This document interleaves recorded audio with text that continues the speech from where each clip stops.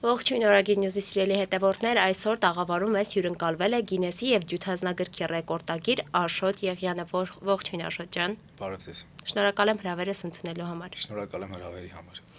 Աշոտ, դուք ծնվել եք Սիսիանում և ունեցել եք բավականին վառ մանկություն։ Նախ խոսենք, թե ընդհանրապես ինչպիսի մանկություն եք ունեցել, ինչպես է անցել հենց այդ շրջանը։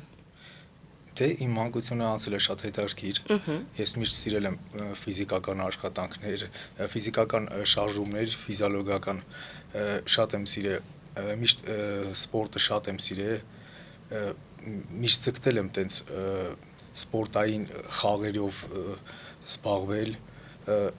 Իմ համար յուրահատուկ տեղ է գրավել սպորտը իմ կյանքում փոքրուց վառ մանկությունից։ Ես հենց մանկության տարիներին հասկացել եմ, որ սպորտը իմն է, ես յուրահատուկ ձևով եմ սիրում սպորտ, ֆիզիկական կուլտուրա եւ միշտ ձգտել եմ, որ մանկուց շատ եմ երազել, որ մեծ ձեռքբերումներ ունեմ հենց սպորտից, ձեռքբերումներ ունենամ հենց սպորտից, շատ եմ երազել, որ պրոֆեսիոնալ սպորտսմեն դառնամ, աշխարհի չեմպիոն դառնամ։ Հետո սկսել եմ մարզվել, քանի որ մեր մոտ ես Սիսիանից եմ, մեր մոտ չկար տենց զարգացած սպորտային գույք, մարզիչ, պրոֆեսիոնալիզմ, հետևաբար ես սկսել եմ ինքս ինձնով իմ լծակները ստեղծել, մարզվել, այդպես մարզվել եմ փոքրուց եւ մինչեւ հիմա էլ մարզվում եմ,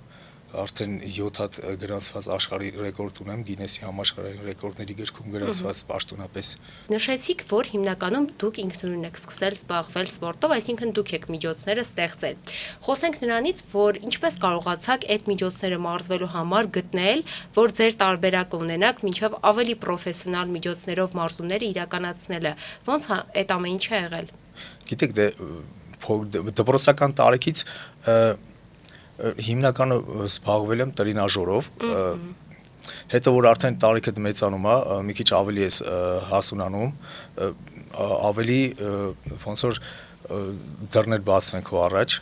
համեմատած մանկության հասակից, հետո տենց ճանապարհներ է բացվում, առաջարկներ է լինում, այտենց կարողացել եմ հասնել Գինեսի ռեկորդների գրքի հաստատման իմ ռեկորդներին։ Մինչև Գինեսի ռեկորդները ունենալը իրականում մարդը զգում է, որ իր մեջ որոշակիորեն ուժ կա, այսինքն տարբերվում է մնացածից իր ընդունակություններով, որը եղավ կամ որ շրջանը եղավ, երբ որ զգացիք, որ իրականում ունեք բավականին մեծ ուժ, որի շնորհիվ կարող եք անել տարբեր, կարելի ասել, շարժումներ կամ հնարքներ, որոնք ուրիշները չեն կարող անել։ Գիտեք իմ մոտ ոնց է, օրինակ եթե ես տեսնում եմ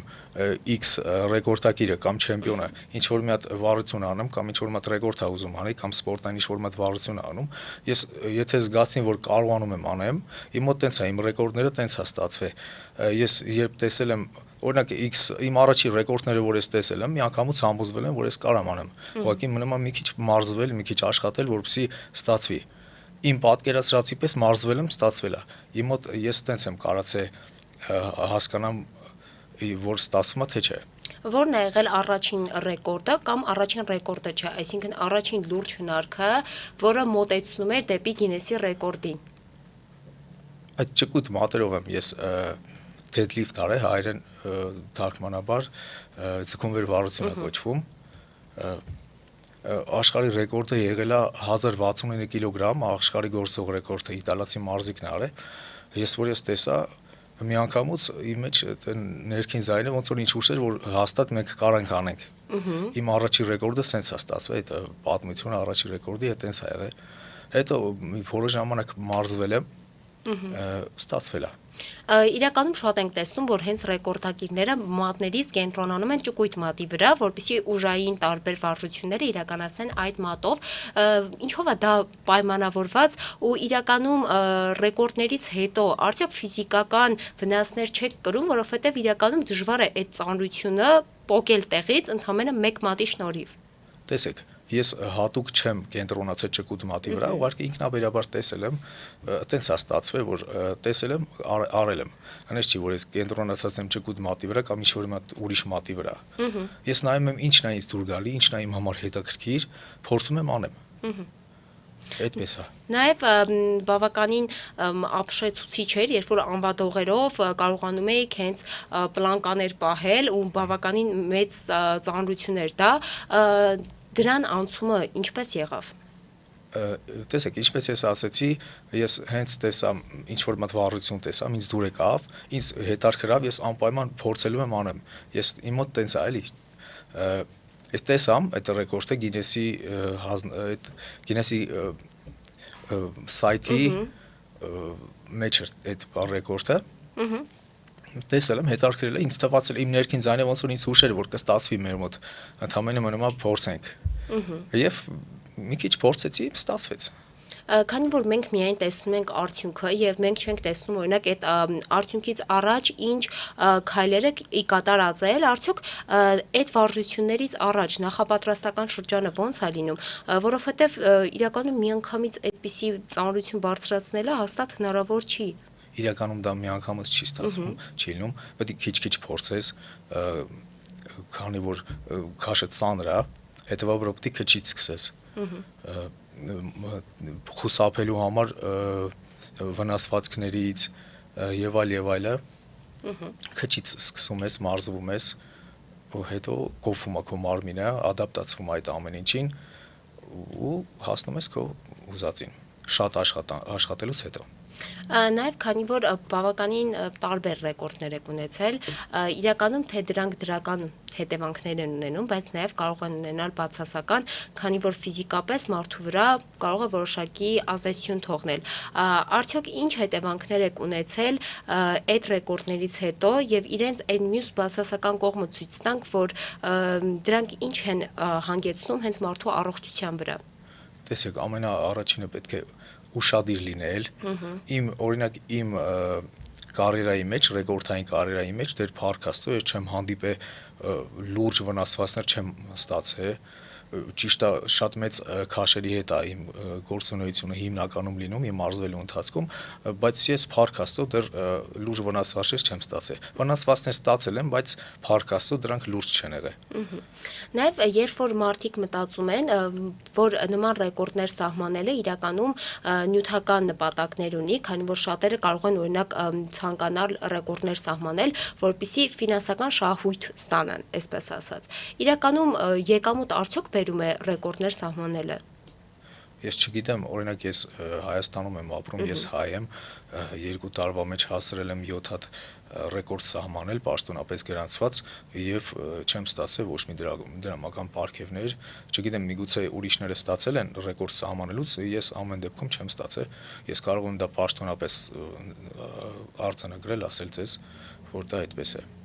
Աշոտ, իրականում մարդիկ որոշակի նպատակ են ունենում, այսինքն երբ որ ինչ-որ մի բան են անում։ Մեկը կարող անի դա օրինակ հենց ֆինանսական եկամուտ ունենալու համար, մյուսը այլ նպատակներով։ Եթե սա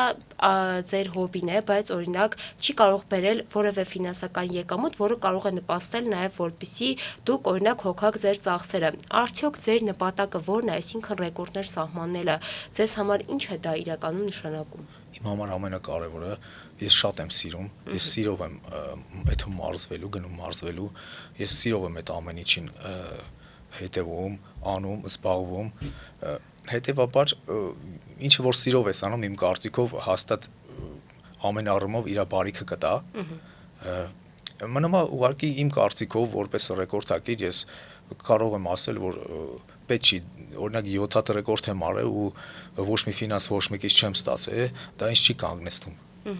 Իմ նպատակը այն է, որ շատ ավելի լուրջ ռեկորդներ անեմ,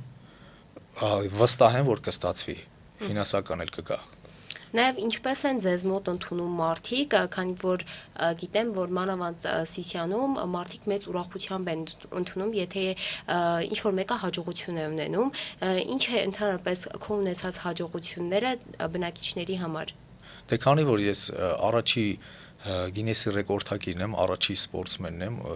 եթե կարելի ասել պրոֆեսիոնալ մեր քաղաքում Սիսիանում, բոլորի համար դա շատ բարձր բան է, ճիշտ է կան մարդիկ, որ ոնց որ իրանք այդքան էլ ուրախ չեն, բայց հիմնական իմ բնակիչները, իմ սիսյանցիները ուրախ են,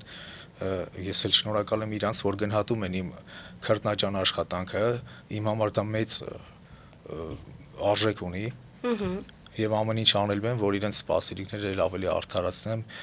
կապ չունի իմ սիսյանցիքն, իմ հայրենակիցների բոլորի, ես կարծում եմ, որ ես ծնվել եմ սպորտի համար եւ ամեն ինչ անելու եմ, որ իմ ազգին ուրախացնեմ իմ հաջողություններով։ Նաև ձեր ընտանիքի անդամները ընդհանրապես ինչպես են վերաբերվում, քանի որ իրականում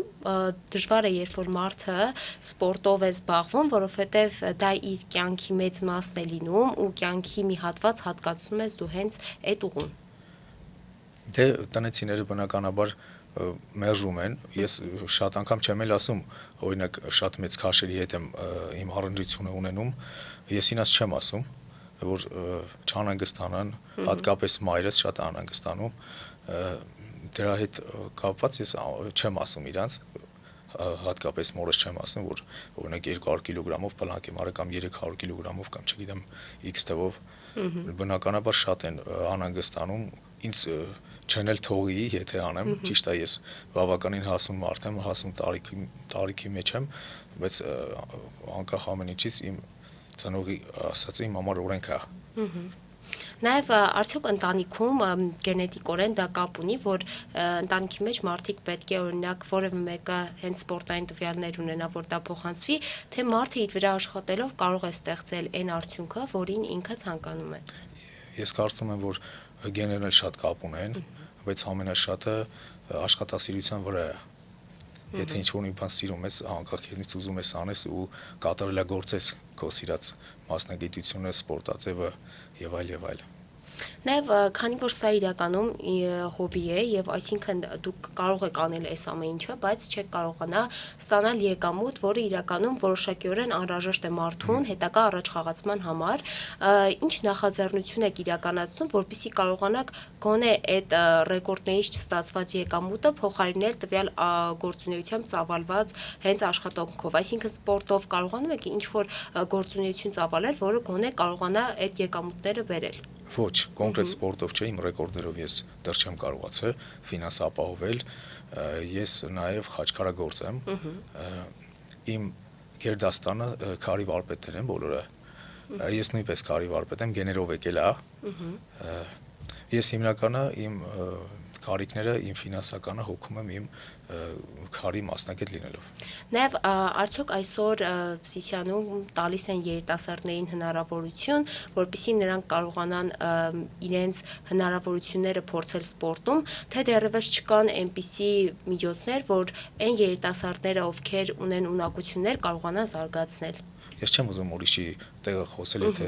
կարելի է այդպես ասել, ես իմ տեղը կարող խոսեմ, ես Գինեսի 7 հատ ռեկորդ ունեմ, 7-ագիր ռեկորդակիր եմ, դեռ ոչ մեկից ոչ մի բան չեմ ստացել։ Նաև դուք սահմանում եք ռեկորդներ ու ամեն անգամ ավելի դժվար ռեկորդ պետք է սահմանեք, որպեսզի այդ շեմա անցնեք կամ նոր ռեկորդակիր դառնաք։ Արդյոք այդ ձեզ համար ինչ է, այսինքն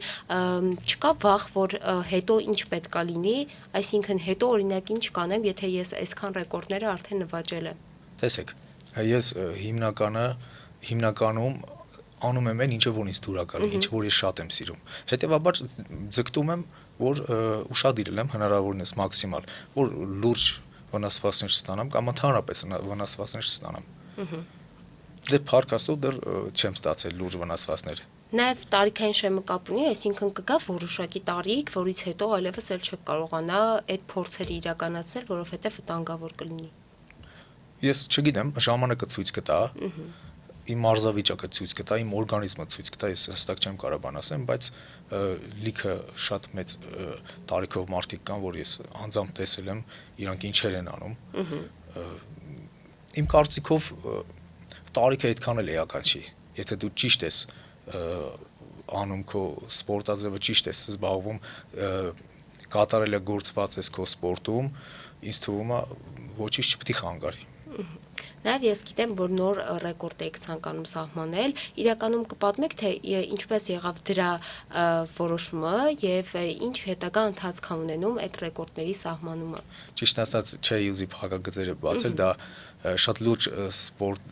լուրջ ռեկորդ է,